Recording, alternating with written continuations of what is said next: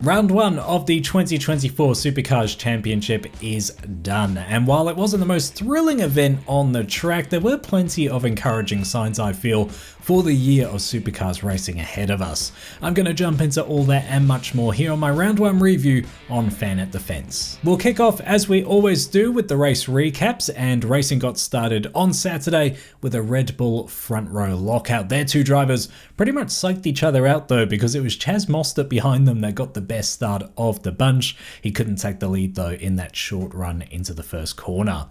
The first turn was an unfortunate one for Chaz Mostert's teammate Ryan Wood, a debutant full-time this season. He found himself unfortunately in a tangle and in the gravel at that first corner. Further into the race, I thought we were going to get our first flashpoint in the new Red Bull driver pairing as Feeney jumped Brown for the lead in that first round of pit stops.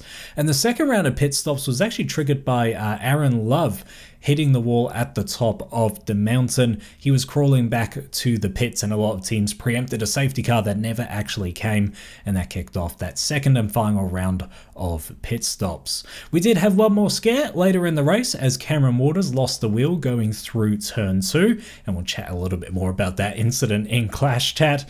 But meanwhile, at the top of the hill, Aaron Love crashed a second time, pretty much in the same spot, and this time unfortunately he couldn't get that car back to the pits. That resulted unfortunately in the race ending under safety car, and our result was Brock Feeney got that first win of the year, followed by his teammate Will Brown and Chaz Mostert in third. The second race of the weekend had another Red Bull on pole position in Brock Feeney, but it was Chaz Mostert lined up alongside him, who got another lightning start and did take the lead into the first corner. Behind them, there was some chaos on the start with Cameron Hill finding himself in a tangle and sideways down the main straight on that first lap, and Ryan Wood once again unfortunately was also involved, who just seemed to have terrible luck on the race starts this weekend.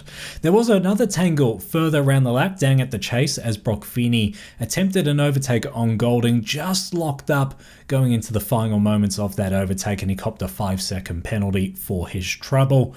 Meanwhile, Slade grazed the wall, nearly got caught out by Bathurst's tricky pit entry, but just got away with that one, saving himself one of the more embarrassing incidents you can have in motorsport.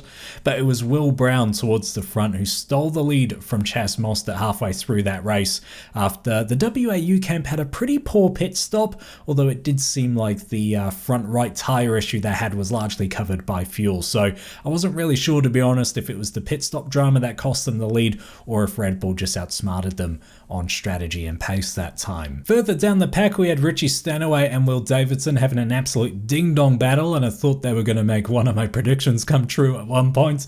But up the front, it was a fairly close but uneventful run to the finish, and our ultimate result was Will Brown getting his first win for Red Bull Ampol Racing, Chaz Mostert in second, and Brock Feeney in third. How did all that stack up against my pre-round predictions? Well, as per usual, moving into 2024, they're still not all that fantastic. Some things never change. My first prediction was that Ford and Chev would share victories, and while I thought we would get one apiece halfway through Sunday's race, unfortunately from a variety perspective, Chev did get both the victories, although I am pretty encouraged for more brand battles in the year ahead.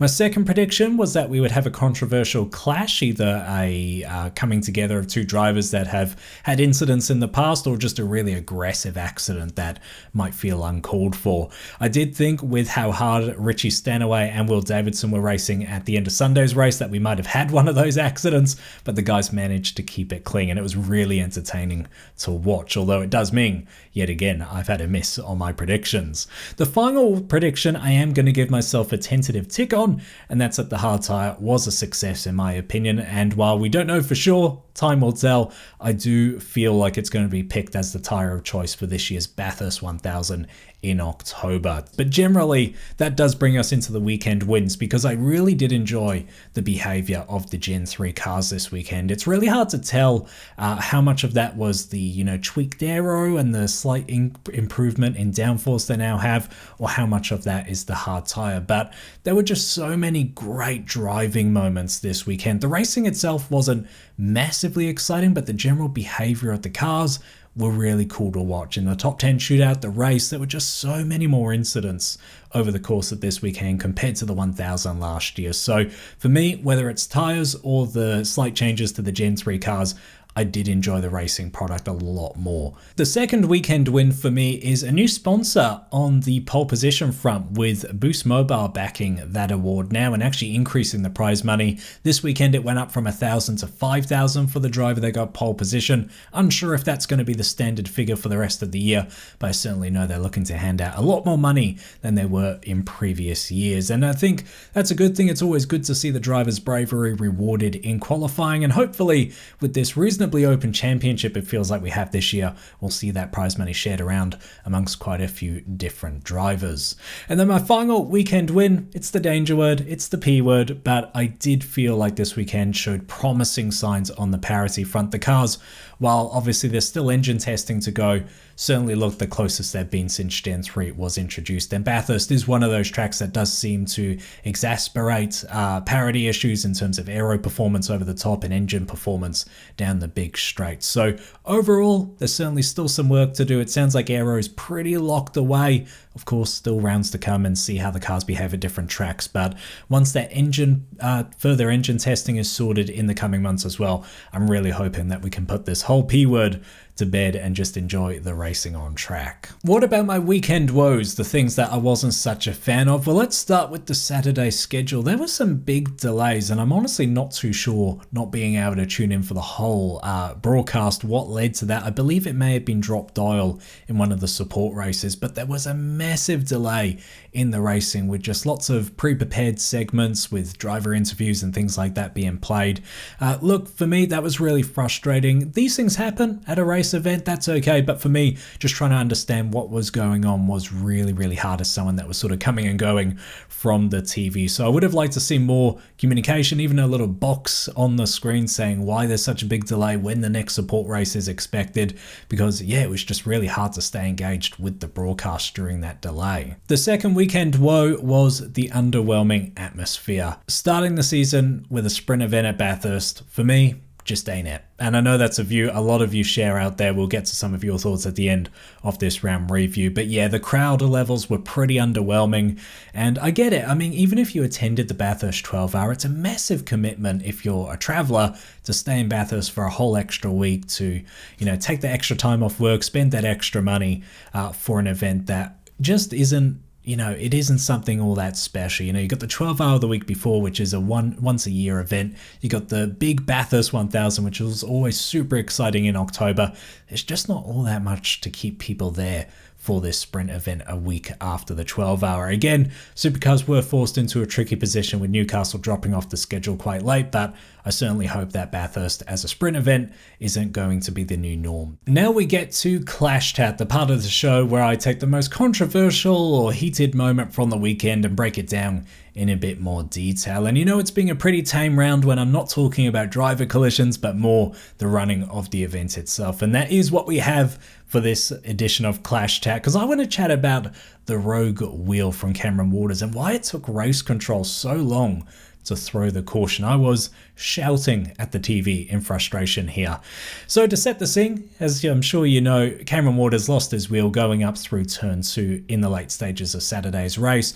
That came rolling back down the hill, very nearly took out the leading cars. Chaz Mostert in particular had a really close call, and there was a long lead up to that collision nearly taking place. There was ample opportunity to throw the caution. Now, in previous seasons, I'd probably have a bit of patience for an incident like this. You don't necessarily want to throw a full safety car for a wheel that may take itself out of danger, although you can't let that run too long either regardless. But the reason I was extra frustrated was because we have the virtual safety car, or the full course yellow I should say, this year, and that is just made for an incident like this where you can neutralize the field, bring a bit of safety to the situation, but not necessarily throw the full safety car. So for me, I was super frustrated. I was like, what is the point in having this new tool if you're not going to use it in the perfect scenario?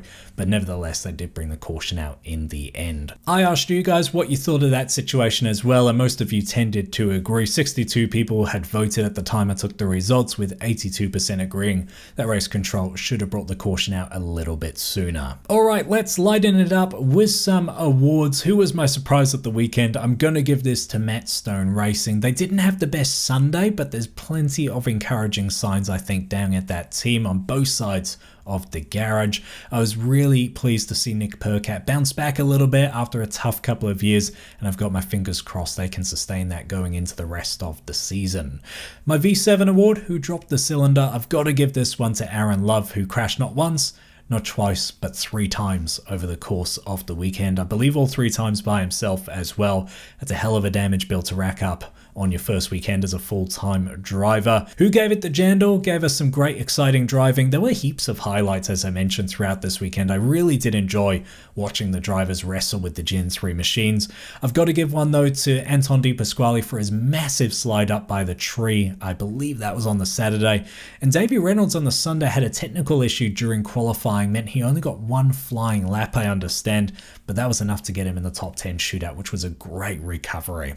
And my special shout out, it's got to go to Larko, because he was casually describing the switches between engineers, drivers, all that kind of stuff, and just casually decapitating them on his screen, switching bodies and heads, and it was just complete lunacy, typical Larko, and I didn't realize how much I missed the Supercars broadcast until that moment. Gave me a good chuckle. As always, I like to finish up with some thoughts from you guys, and we had lots of new people comment after round 1 of this year's championship, so a big welcome to you. Thank you for engaging and supporting the channel, and of course, thank you as well to those that have been here for a little while now.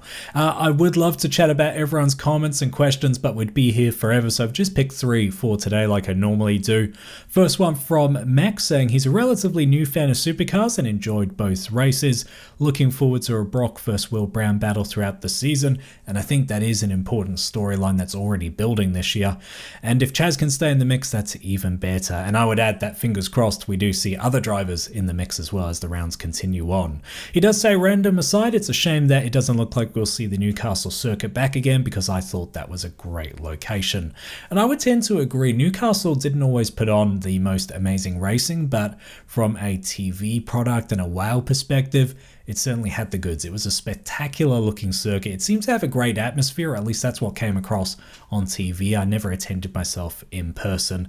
And yeah, certainly compared to the opening round we saw in Bathurst this weekend, it was a much flashier way to start the season. Our second comments from Chris here had similar feelings, saying they should never host the opener at Bathurst again. They shouldn't mess with Bathurst outside of the 1000. It's just wrong. And I would tend to agree. Loads of people were making comments in this kind of vein.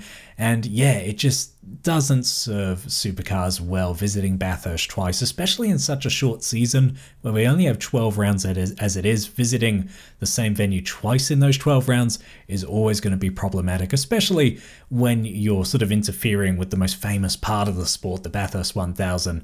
I fully agree. They need to find another option for the season opener. We should only be going to Bathurst for the big race in October. Then I wanted to touch on just a few parts of this last comment from Callum, saying he's not a fan of the full course yellow. He prefers the cars being bunched up, giving the guys a chance to make a move. And I fully agree. I did allude to this in my round preview as well, that I wasn't a huge fan of the virtual safety car because it does rob us that entertainment value that comes with a full safety car restart. As I said in the round preview, for me, the perfect balance is using the virtual safety car to immediately, introduce safety and bring the field under control, and then deploy the full safety car for a proper restart. That's what I would like to see moving forward, although I know it's not always that simple. And then finally, he said overall he enjoyed the broadcast, as did I, although he suspects he's the only one that likes the Cromley and Scaife combination. They just need something a bit more exciting to describe. And I'm glad you said it. I've always been scared to put it out there. I've occasionally alluded to it, but social media can be pretty intense on the topic of commentary. I really do like the Cromley and Scaife combination. I do think they are highly underrated as commentators. Some of the most iconic moments in the sport have had their voices backing it. And yeah, I think tribalism unfortunately does play a bit of a factor in some of the opinions around the commentary. Not always. They do drop the ball sometimes, as all commentators do. But overall, I think they do a pretty good job, and I'm glad they're still around. That said, I am pleased to see there's a bit of variety coming this year by the sounds of things, with guest commentators taking over in things like practice sessions. It sounds like people like Tanda and Chad Nailon should be in the box a bit more often, but Crompo and Scaife sound like they'll continue to call the main events. And for me personally, while I know they're not everyone's cup of tea, I'm pretty pleased about that. Finishing up with the standings, starting off with the drivers. I don't want to delve too deep into this given that it is only round 1 of the year, but Will Brown leaves his first race weekend with Red Bull leading the championship. His teammate Brock Feeney in second, Chaz Mostert in third, and I was surprised to see Richie Stanaway there in fourth. Obviously not taking a headline result in either of the races, but a pretty strong weekend overall.